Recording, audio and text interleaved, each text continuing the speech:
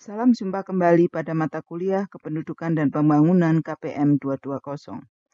Kali ini kita akan belajar pokok bahasan ke-12 mengenai penduduk, sumber daya alam, dan lingkungan. Saya Ekawati Sriwahyuni.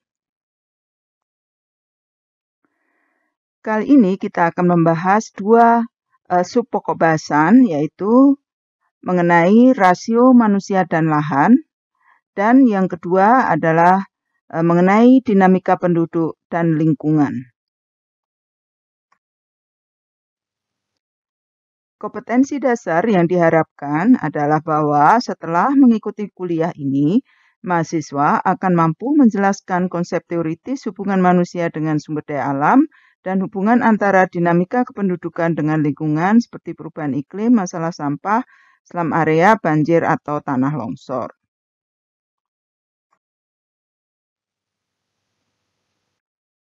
Baiklah, kita akan mulai dengan membahas bagian A, yaitu rasio manusia dan lahan. Rasio manusia lahan adalah perbandingan antara jumlah orang dan luas lahan di suatu daerah. Jika luas wilayah tidak bertambah, maka dengan meningkatnya jumlah penduduk, maka rasio manusia lahan menjadi semakin besar. Artinya, luas lahan yang diusahakan per orang semakin sempit. Luas wilayah dunia tidak bertambah, maka pertambahan penduduk dunia akan mengurangi luas lahan per orang secara rata-rata. Konsep kuantitatif yang berkaitan dengan rasio manusia lahan yang kita kenal adalah kepadatan penduduk. Terdapat beberapa konsep kepadatan penduduk sebagai berikut. Pada tabel ini kita melihat bahwa ada 3 kategori kepadatan penduduk. Marilah kita pelajari satu persatu. Yang pertama adalah kepadatan penduduk geografis, yaitu jumlah orang per unit lahan suatu wilayah dengan rumus orang per kilometer persegi atau mungkin orang per hektar persegi atau per mile persegi, tergantung kebiasaan pengukuran di tempat itu. Nah, namun demikian, ukuran ini mudah dihitung dan mudah informasinya, tapi kurang bermakna bila dikaitkan dengan tingkat kemakmuran. Misalkan, dengan membandingkan Jawa dan Jepang yang sama-sama memiliki kepadatan penduduk yang tinggi dan pemilikan luas lahan sawah yang sama-sama sempit, tapi kita tahu bahwa Jepang itu jauh lebih makmur daripada Jawa. Atau misalkan kita membandingkan antara Papua dengan DKI Jakarta. Nah, jadi juga kurang berarti jika diterapkan untuk daerah yang luas, ya, khususnya untuk daerah dengan penduduk yang tidak merata seperti di Indonesia. Nanti kita lihat di tabel 1 angka-angka tersebut. Namun dengan kita memiliki angka kepadatan penduduk geografis itu menjadi starting point atau pembuka untuk analisis rasio manusia lahan selanjutnya dengan kriteria yang lebih spesifik, yaitu misalkan kepadatan penduduk fisiologis, yaitu jumlah orang per unit lahan pertanian atau arable land. Artinya di sini arable land itu adalah tanah pertanian yang dapat diusahakan, ya, dengan berbagai bentuknya. Dengan rumus orang per kilometer lahan persegi lahan pertanian, ya, atau hektar persegi lahan pertanian. Nah, kepadatan penduduk fisiologis itu lebih lebih tajam ukurannya daripada kepadatan penduduk geografis karena dapat memberi kita perkiraan kasar tentang berapa banyak orang yang dapat didukung secara wajar oleh suatu area pertanian. Artinya, makin tinggi kepadatan fisiologis, makin besar tekanan penduduk terhadap lahan pertanian untuk memproduksi pangan. Jadi sama saja, makin banyak penduduk, kalau lahan pertaniannya tidak bertambah, juga makin besar tekanan penduduk kepada lahan. Nah, berikutnya adalah konsep kepadatan penduduk agraris, yaitu jumlah petani per unit lahan pertanian atau arable land. Jadi kalau fisiologis tadi semua orang atau semua penduduk per luas lahan yang ada, maka penduduk agraris hanya memperhitungkan jumlah petani per unit lahan pertanian yang dapat dikerjakan. Dengan rumus petani per kilometer persegi atau hektar persegi dari lahan pertanian yang dapat diusahakan. Nah, ukuran ini dapat mengetahui kepadatan pertanian dan mendapatkan rata-rata lahan yang digarap oleh setiap petani. Misalkan data sensus agraria atau sensus pertanian dari BPS tahun 2013 menunjukkan bahwa rata-rata pemilikan lahan pertanian per petani adalah 3.000 meter persegi. Nah, teknologi pertanian, modal usaha, dan tingkat kesuburan lahan tentu mempengaruhi output dari suatu lahan pertanian. Sehingga luas lahan pertanian yang sama belum tentu menghasilkan output yang sama ketika kesuburan itu berbeda atau penerapan teknologi dan modal usaha yang berbeda. Nah, ini adalah tabel 1 yang menunjukkan kepadatan penduduk berbagai pulau di Indonesia dari tahun 1971 sampai 2010 berdasarkan data sensus penduduk. Kita bisa lihat bahwa dari tahun ke tahun, dari berbagai tahun itu kepadatan penduduk semua meningkat di seluruh pulau. Tapi kita lihat bahwa yang selalu tertinggi itu adalah di Jawa dan terendah masih di Papua, dan kemudian seluruh Indonesia adalah sekitar 124 orang per kilometer persegi. Namun demikian kita tahu bahwa perbedaan pulau ini juga menggambarkan perbedaan, kita bisa menggambarkan tingkat kemakmurannya, ya. Meskipun dengan penduduk yang sangat padat, banyak daerah di Jawa yang didatangi orang dari seluruh Indonesia karena di sana dianggap lebih makmur dari tempat lain. Di depan dijelaskan bahwa dalam suatu dua masyarakat dengan luas lahan pertanian yang sama, belum tentu mereka akan menghasilkan output yang sama karena perbedaan kesuburan lahan itu. Sehingga untuk membandingkan dengan persis gitu ya, apakah suatu daerah itu akan sama tingkat kesejahteraannya, ya, maka kita harus menyatakan lahan tersebut dalam jenis lahan pertanian tertentu, ya. Misalkan ya semua dikonversi dulu pada luas lahan setara lahan sawah, misalkan dengan rumus konversi tertentu. Nah, pada tabel 2 dan 3 itu ditunjukkan bagaimana berbagai jenis ekonomi, kegiatan ekonomi masyarakat yang menggantungkan pada sumber daya alam dan industri itu menjadi sangat berbeda. Jadi misalkan kalau hanya berburu dan menangkap ikan, maka 1 mil persegi itu hanya bisa mensupport atau mendukung 1 sampai 8 orang. Kemudian pastoral atau peternakan misalkan ya, penggembalaan ya dan kehutanan itu bisa 8 sampai 26 orang, dan kemudian pertanian saja itu bisa lebih banyak ya, 64 sampai 192. Tentu dengan industri ya, karena tadi penerapan teknologi itu juga menghasilkan output yang berbeda, akan bisa mensupport lebih banyak orang. Nah, kemudian Oto Sumarwoto mencoba mengubah memperhitungkan berapa sebetulnya luas lahan minimum untuk standar hidup yang dipandang memadai, ya. Itu atau Z ya, dia memberikan rumus itu. Misalkan kalau pertanian sawah per orang itu cukup 0,5 hektar ya Z-nya. Tapi kalau pertanian ladang dan ditanami jagung perlu 1,57 hektar untuk per orang. Jadi kita bisa bayangkan tadi ya, kalau rata-rata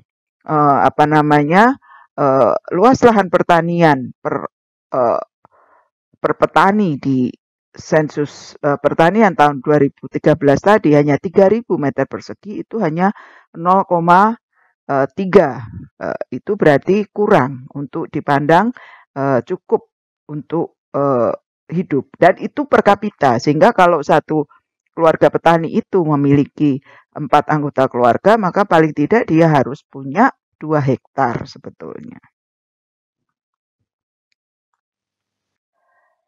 Terkait dengan kemampuan sumber daya alam ya dalam mendukung manusia, maka ada konsep yang lebih bermakna daripada kepadatan penduduk untuk mengukur jumlah manusia yang dapat ditampung di suatu unit wilayah, yaitu konsep daya dukung atau carrying capacity, yang didefinisikan sebagai kemampuan mendukung kehidupan manusia, yaitu dengan memenuhi kebutuhan-kebutuhan manusia secara terus-menerus. Nah, dalam hal ini unsur teknologi sangat penting untuk kegiatan intensifikasi lahan pertanian dan industrialisasi.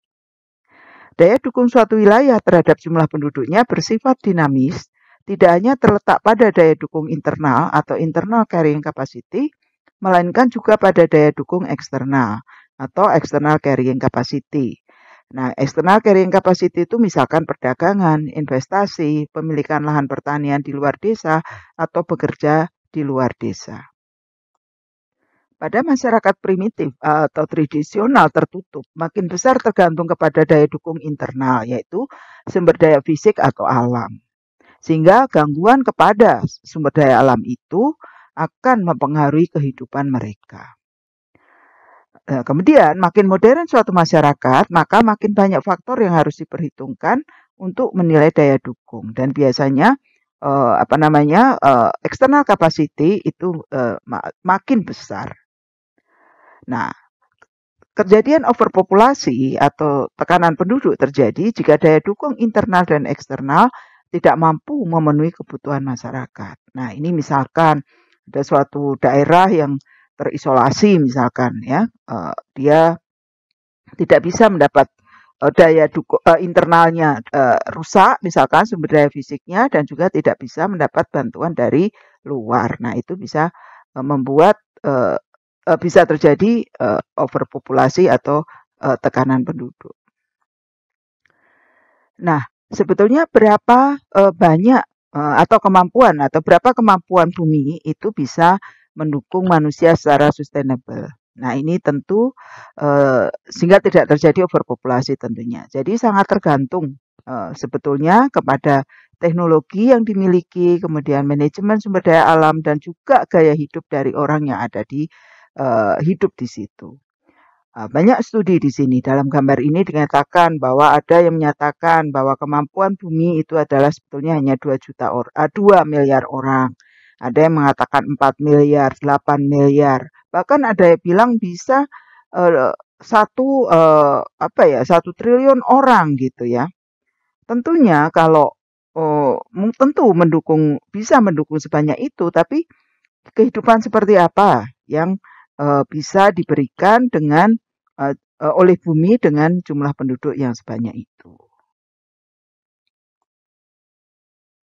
Nah, konsep yang lebih baru lagi yang terkait dengan kemampuan sumber daya alam dalam mendukung penduduk itu adalah konsep kapa ekologi atau ecological footprint yang mulai berkembang pada pertengahan dasawarsa 1990-an.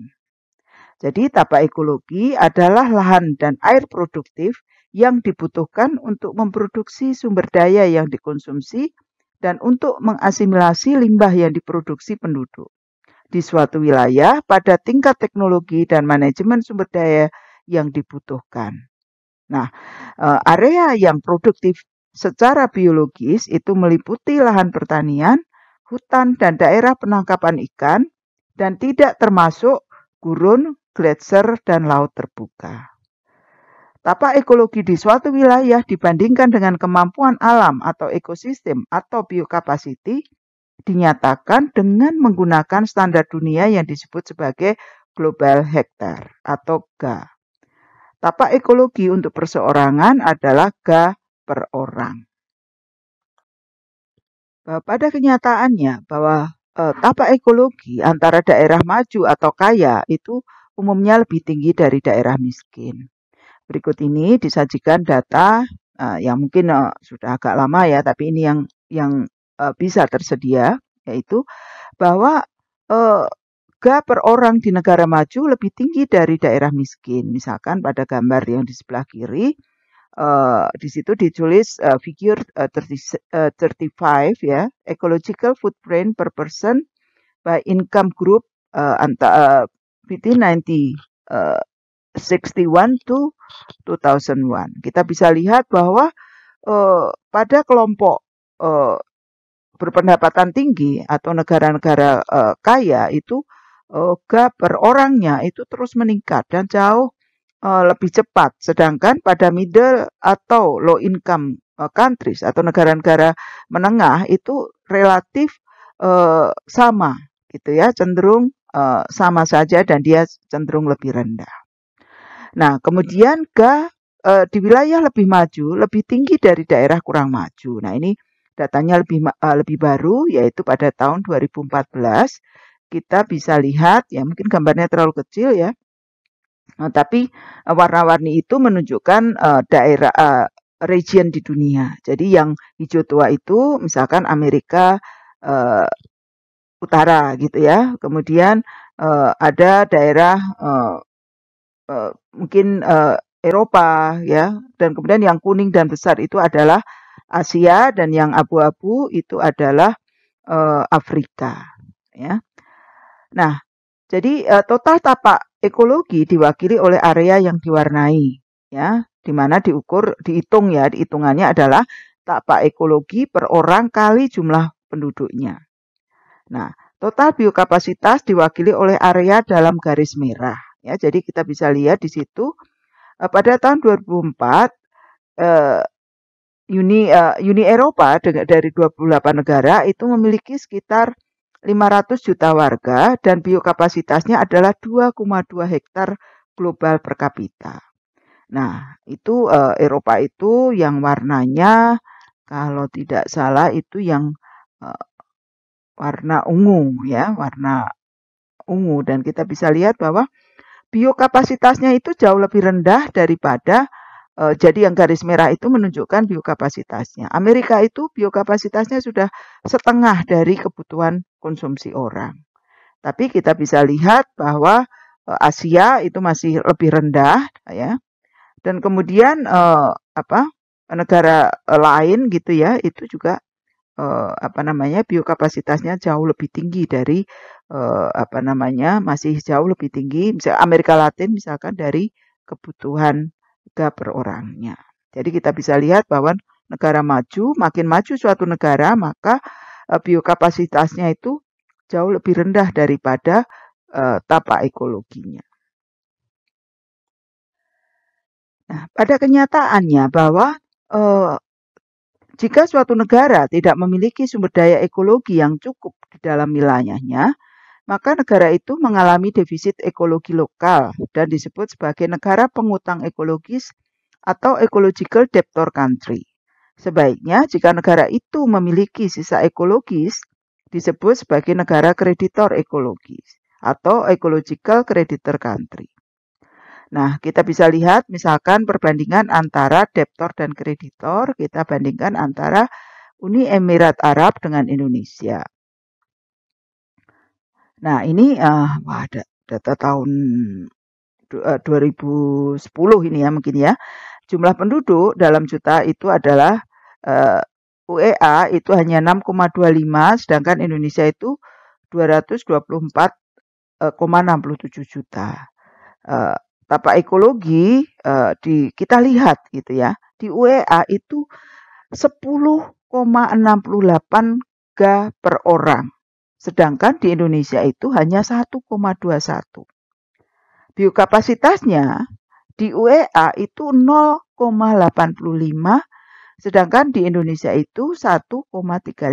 Artinya antara selisih 4 dengan 3, maka UEA itu menggunakan atau menjadi pengutang ya, pengutang ekologis itu sebanyak 9,83, sedangkan di Indonesia itu masih lebih tuh.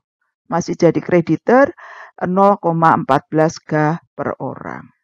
Ya bisa dibayangkan tadi di atas bahwa area yang disebut produktif itu tidak termasuk gurun, sedangkan UEA itu kita bisa lihat wilayahnya adalah wilayah gurun yang tentu tidak memproduksi sumber daya untuk mendukung kebutuhan pangan. Nah, selanjutnya kita akan mempelajari bagaimana dinamika penduduk dan lingkungan. Bahwa sangat dipahami jika banyak orang khawatir jika pertumbuhan penduduk yang tidak terkontrol pada akhirnya akan menimbulkan kerusakan lingkungan. Bukti-bukti memang menunjukkan bahwa jika populasi bertambah, kualitas lingkungan akan berkurang. Nah, maka berdasarkan situasi tersebut, beberapa ahli ilmu pengetahuan itu menciptakan suatu istilah baru untuk menjelaskan waktu ini sebagai the Anthropocene epoch. Ya. Berbeda dengan epos geologi atau geological epoch yang menjelaskan berbagai proses geologi dan iklim sebagai periode waktu, istilah periode Anthropocene yang diusulkan ini karena pengaruh dominan manusia pada aktivitas terhadap lingkungan. Manusia adalah kekuatan geofisikal global baru. Namun, jika kita hanya berfokus pada jumlah penduduk saja, hubungan yang beraneka segi antara manusia dan lingkungan tidak akan nampak dan akan membuat negara maju menyalahkan negara miskin karena jumlah penduduknya banyak tanpa menyadari bahwa perilaku negara maju mungkin mempengaruhi planet bumi secara negatif.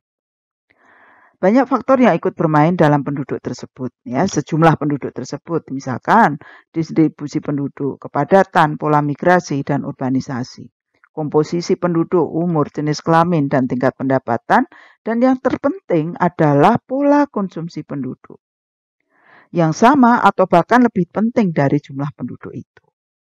Nah, hubungan dinamika penduduk dan lingkungan adalah sebagai berikut. Nah, tadi dijelaskan bahwa penduduk yang hidup itu tidak sekedar jumlah, ya. Jadi dinamika penduduk itu merupakan gabungan antara atau pertimbangan, ya, bersamaan antara jumlah penduduk, distribusi, dan komposisinya. Ya, jadi artinya itu akan berbeda-beda dari satu tempat dengan tempat lain, sehingga juga akan mempengaruhi bagaimana tata ekologi, carrying capacity, ataupun kepadatan penduduknya seperti yang dijelaskan di bagian A tadi. Nah, tentu dinamika penduduk ini juga berpengaruh kepada lingkungannya, gitu. Ya. Nah, kita mulai dengan jumlah penduduk. Pada bagian A telah dijelaskan bagaimana pertambahan penduduk telah mengurangi kemampuan biokapasitas dalam kondisi teknologi dan pengelolaan sumber daya alam tertentu yang dihitung secara rata-rata. Jadi, berapa jumlah penduduk yang dapat didukung oleh planet bumi sebetulnya? Berapapun jumlah penduduknya, planet bumi tetap hanya satu dengan sumber daya alam yang terbatas. Hanya satu jawabannya, yaitu bagaimana konsumsi sumber daya dilakukan. Pada kenyataannya, seperti dinamika penduduknya, penduduk di seluruh dunia mengkonsumsi sumber daya secara berbeda dan tidak sama, atau differently and unevenly. Misalkan, kelas menengah Amerika Serikat mengkonsumsi 3,3 kali makanan tingkat subsisten, yaitu tingkat seadanya, ya, yang banyak dimakan oleh penduduk di Asia dan Afrika, dan hampir 250 kali air bersih di tingkat subsisten. Jadi kalau seluruh penduduk dunia punya cara hidup seperti kelas menengah Amerika tersebut, maka planet bumi itu mungkin hanya mampu mendukung 2 juta orang. Tapi jika semua orang hanya mengkonsumsi seperlunya atau tingkat subsisten, maka planet bumi tentu dapat mendukung lebih banyak orang. Tapi apakah mau misalkan orang Amerika kemudian mengubah cara konsumsinya seperti orang Afrika atau orang Asia misalkan? Ya, semacam itu. Jadi kalau kita tadi bicara mengenai jumlah penduduk, sebetulnya dengan makin banyak penduduk, maka tentu kita membutuhkan banyak pangan ya, lebih banyak pangan, tapi juga menghasilkan sampah yang lebih banyak. Artinya apa?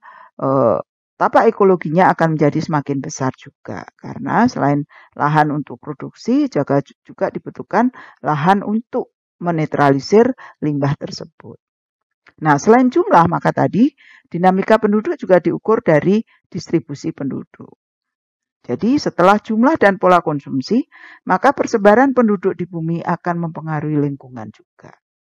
Negara sedang berkembang cenderung berpenduduk banyak karena fertilitas tinggi, kemudian negara maju berpenduduk lebih sedikit karena fertilitas rendah.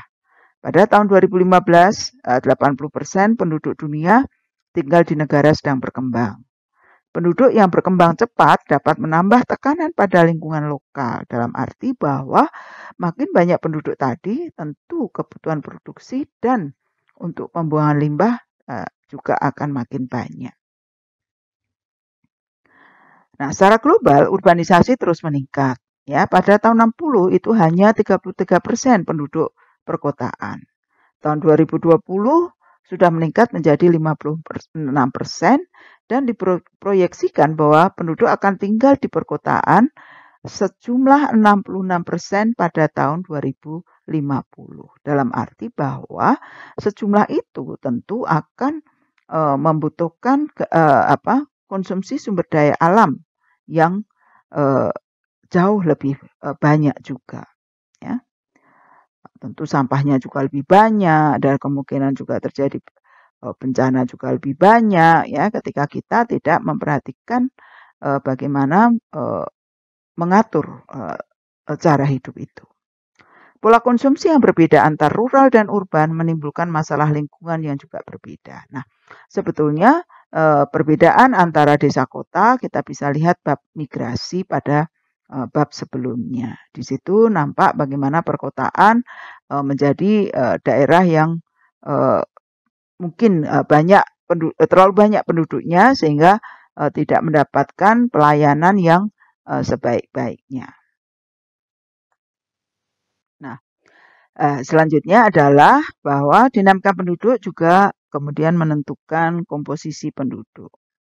Nah, komposisi penduduk juga akan mempengaruhi lingkungan secara khas karena pola konsumsi antar kelompok penduduk misalkan perbedaan jenis kelamin, kelompok umur, tingkat pendidikan itu juga berbeda.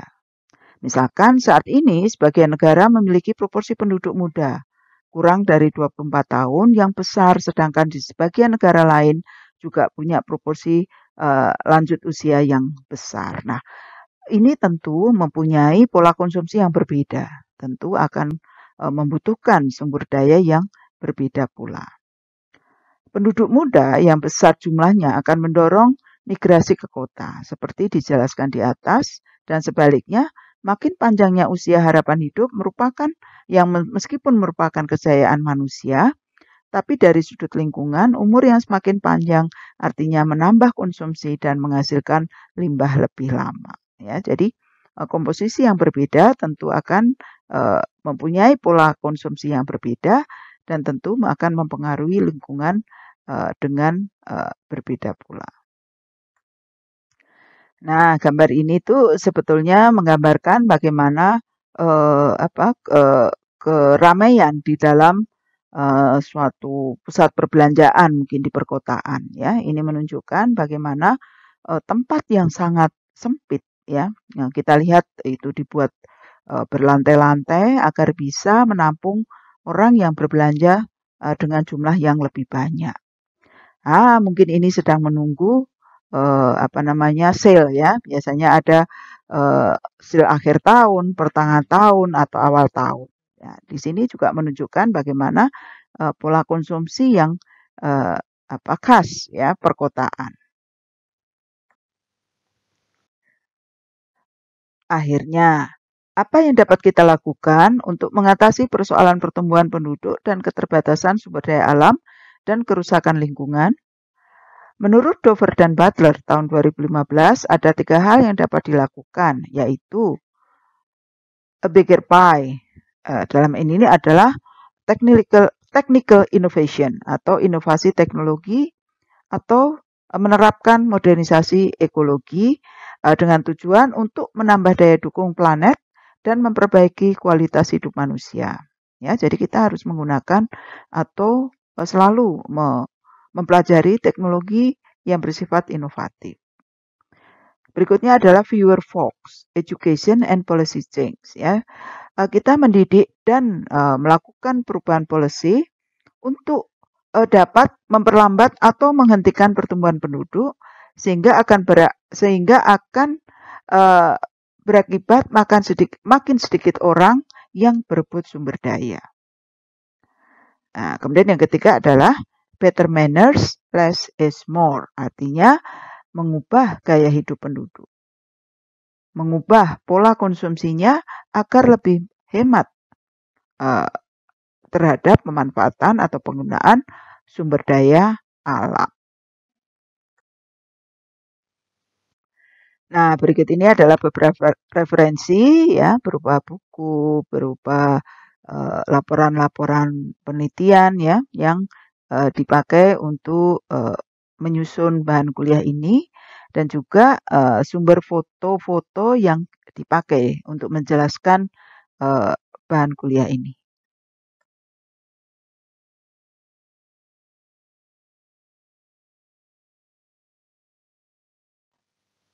Dengan demikian selesailah perkuliahan pokok bahasan 12 mengenai penduduk, sumber daya alam dan lingkungan. Semoga bermanfaat. Sampai jumpa pada pertemuan berikutnya. Terima kasih.